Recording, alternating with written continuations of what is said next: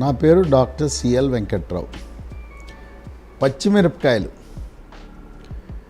ఇది ప్రపంచ దేశాల్లోనే తెలుగువారు ఉపయోగించినన్ని పచ్చిమిరపకాయలు ఎవరు వాడరు.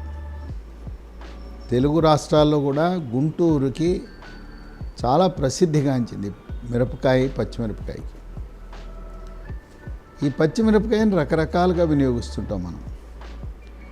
దీన్ని నిలవ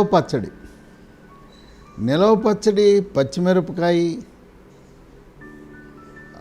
నిమ్మకాయ, దాంట్లో నిమ్మకాయ ముక్కలతో పాటు నిమ్మకాయ రసం కూడా పిండితే ఊరిన పచ్చిమిరపకాయలు నిలవ పచ్చడిలో బ్రహ్మాండంగా ఉంటాయి. ప్రతిరోజు రోటి పచ్చళ్ళు చేసుకోవడానికి రకరకాల పచ్చళ్ళు, వంకాయ, బీరకాయ, దోసకాయ, ఒకటేంటి అన్ని రకాల రోటి పచ్చళ్ళకి ఎక్కువ ఉపయోగించేది మనం పచ్చిమిరపకాయలు. పచ్చిమిరపకాయ తొక్కని నిలవ పచ్చడి కూడా చేస్తారు. పచ్చిమిరపకాయ చింతపండు వేసి దాన్ని తొక్కని తయారు చేస్తారు. ఎప్పుడు మనం తినాలనుకుంటే ఆ తొక్కుని తీసి తిరగమాత వేసుకుని పోపు వేసుకుని తింటూ ఉంటాం. ఈ పచ్చిమిరపకాయ బజ్జీలు చాలా ప్రసిద్ధిగాంచినవి. ఇలాంటి పచ్చిమిరపకాయలతో బజ్జీలు తింటే మంట మండుతుంది, నాలుగు మండుతుంది, కళ్ళంటే నీళ్ళు వస్తాయి, ముక్కంటే నీరు గారుతుంది, కడుపులో మంట కూడా వస్తుంది. పచ్చిమిరపకాయ అధికంగా వాడటం వల్ల పొట్టలో మంటలు, అసిడిటీ, ఆమ్లం ఉత్పత్తి ఎక్కువ, పేగుపోత కూడా వస్తుంది. ఈ మిరపకాయ బజ్జీలు ఇట్లాంటివి తిన్న తర్వాత మరుసటి రోజు మల విసర్జన సమయంలో కూడా మలాసనం దగ్గర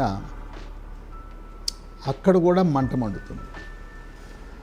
పచ్చిమిరపకాయ బజ్జీలు తినాలంటే కొంచెం లావు మిరపకాయలు ఉంటాయి, దాన్ని నిలువుగా కోసి దాంట్లో వాము పెట్టి 2-3 రోజులు ఊరబెట్టి వాము పెట్టిన పచ్చిమిరపకాయలు వాటితో బజ్జీ వేస్తే చాలా రుచిగా ఉంటుంది, మంట ఉండదు.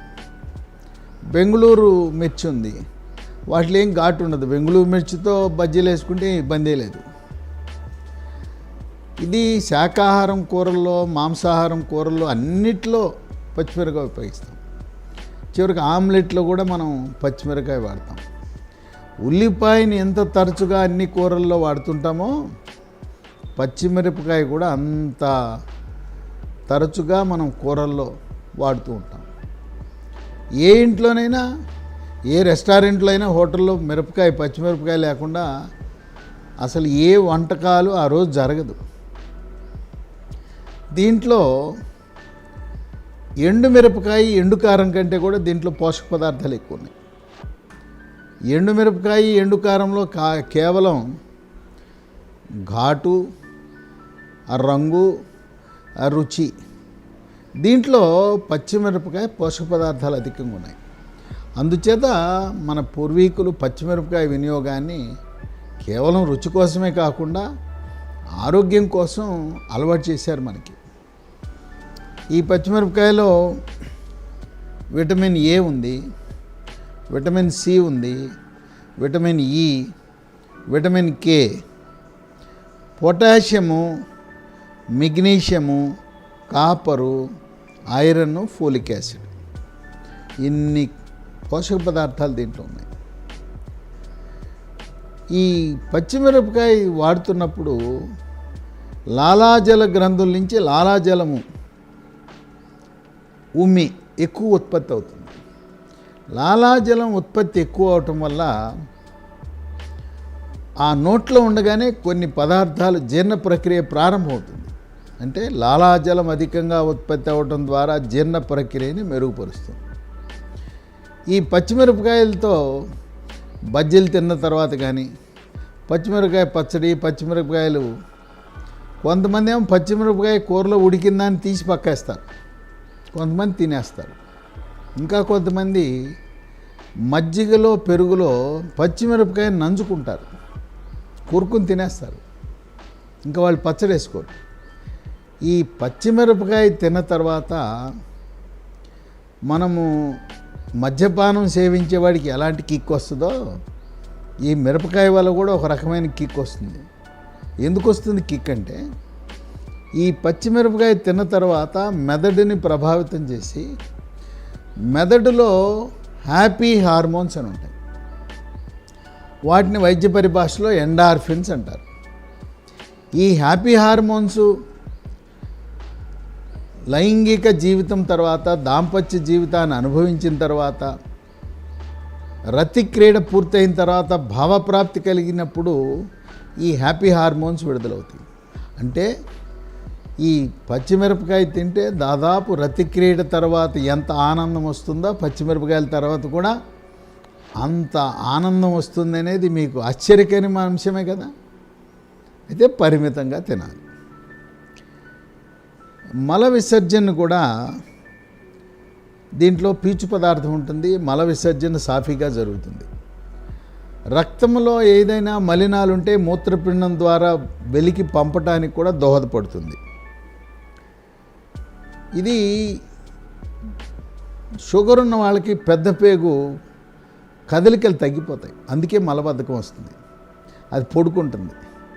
ఆ పెద్ద పేగు చిన్న పేగు కదలికలను పెంచాలంటే ఈ పచ్చిమిరపకాయ ఎంతో మేలు చేస్తుంది. ముఖ్యంగా షుగర్ ఉన్న వాళ్ళకి ఇది వాడితే వెళ్ళి పడుకున్న పెద్ద పేగు నిద్ర లేపి తట్టి పదని పని అయింది లేగు వెళ్ళి మల విసర్జన చెయ్యి అని దాని బాధ్యతను గుర్తు చేస్తుంది పెద్ద పేగుని.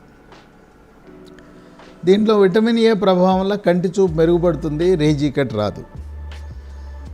బరువు తగ్గాలనుకునే వాళ్ళు పచ్చిమిరపకాయ వాడటం వల్ల బరువు తగ్గుతారు. రక్తంలో చెడు cholesterol, LDL cholesterol, bad cholesterol యొక్క పరిమాణాన్ని తగ్గించి గుండెపోటు, హార్ట్ అటాకు, పక్షవాతము రాకుండా కాపాడుతుంది. చర్మము నిగనిగలాడే విధంగా కాంతివంతంగా మెరిసిపోతుంది, ముఖం కళగా ఉంటుంది. చర్మం మీద పుళ్ళు, కురుపులు, పొక్కులు, గజ్జి, తామర రాకుండా కాపాడుతుంది. కొంతమందికి 40-45 ఏళ్ళు వచ్చేసరికే చర్మం ముడతలు పడిపోతుంది, ముఖం మీద ముడతలు వచ్చేస్తాయి. ఈ ముడతలు వచ్చినాయి అంటే వృద్ధాప్య ఛాయలు త్వరితగతిన వచ్చినట్టు అర్థమవుతుంది. ఆ వృద్ధాప్య ఛాయలు రాకుండా కాపాడే గుణము ఈ మిరపకాయల్లో ఉండే విటమిన్ ఏ, విటమిన్ సి వల్ల ఉంది.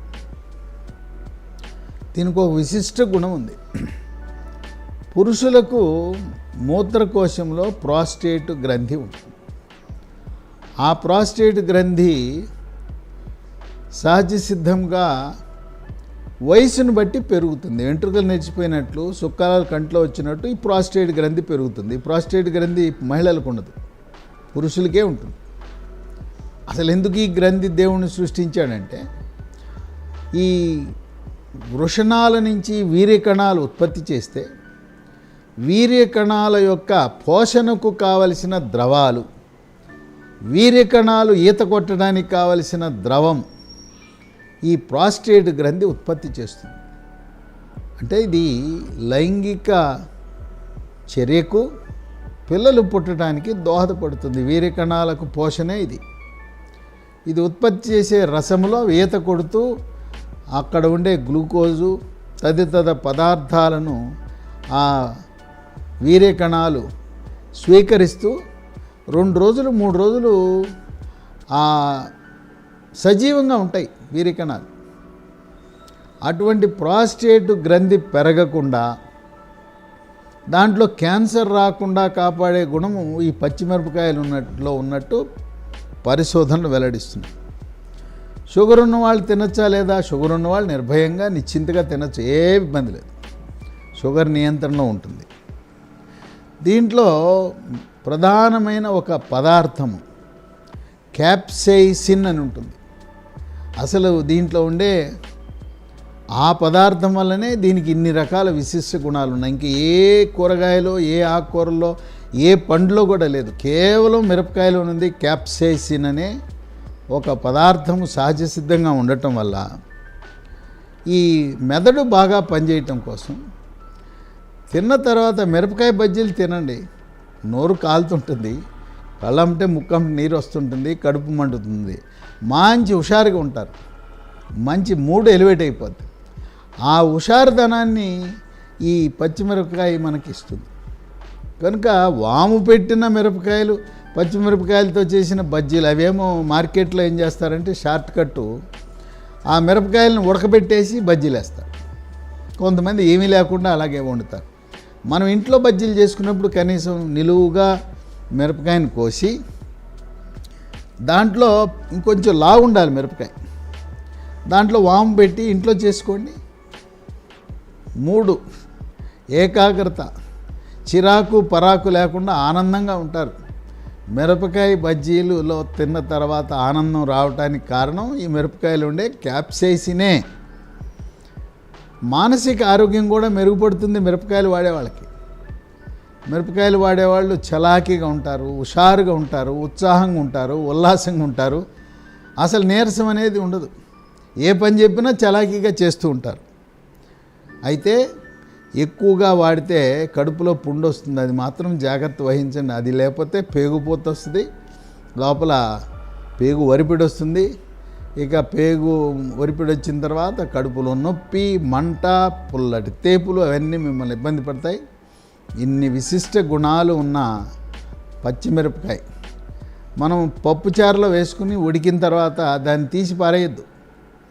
దీంతోపాటు పప్పుచారు సాంబార్లో వేసిన మిరపకాయ ఉడికింది, కరివేపాకు ఆకులు కూడా నవలటం మొదలు పెట్టండి. ఇది కేవలం దీని నుంచి రసము కూరల్లోకి చారులోకే కాకుండా తినండి. ఉడికిన తర్వాత పెద్ద ఘాటు ఉండదు, 2 3 తింటే ఏం కాదు. ఇన్ని విశిష్ట గుణాలు కలిగిన పచ్చిమిరపకాయ మీరు ఊహించలేదు కదా. ఇన్ని పోషక పదార్థాలు, ఔషధ గుణాలు, ముఖ్యంగా ఈ హ్యాపీ హార్మోన్స్ మిమ్మల్ని ఆనందంగా ఉంచడానికి కోసం ఈ ఎండార్ఫిన్ అని విడుదలవుతాయి. ఇంత ఆనందాన్ని ప్రసాదించే ఆహార పదార్థం ఇంకేదీ లేదు, ఇది ఒక్కటే, ఈ పచ్చిమిరపకాయ మాత్రమే. కనుక పరిమితంగా మిరపకాయ బజ్జీలు తింటే ఎటువంటి ఇబ్బంది ఉండదు.